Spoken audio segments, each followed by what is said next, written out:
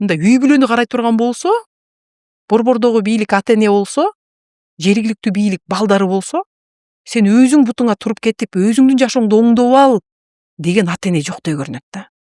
Бүт акчанын баарын өзүм алып эле, анан үйлөнөм десе, мен сага үйлөнгөнгө монча акча. Там кичине коромду оңдоп коеюн десе, мейли кичине оңдоп койсоң оңдоп кой деп мынтип борбордон ата эне акча берип турганга. А биз каалайбыз бу балдарыбыз ушундай ата 5 сом берип турчу, ата 10 сом берип турчу деген балдарды каалабайбыз да. Балдар бутуна туруп, өздөрүнүн акчасын өзү таап, өздөрүнүн жашоосун оңдоп, андан кийин бизге да жардам берсин дегендей болуп. Мамлекетте да ошондой болуш керек да. Мамлекетте да ошондой болуш керек.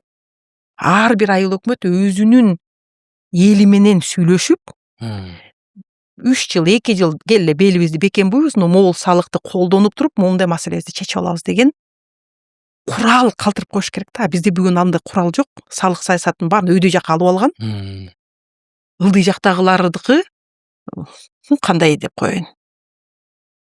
Эме да мындай популисттик да мындай. Айыл чарба жерлеринин салыгын төлөбөй эле койгула деп коюшту да.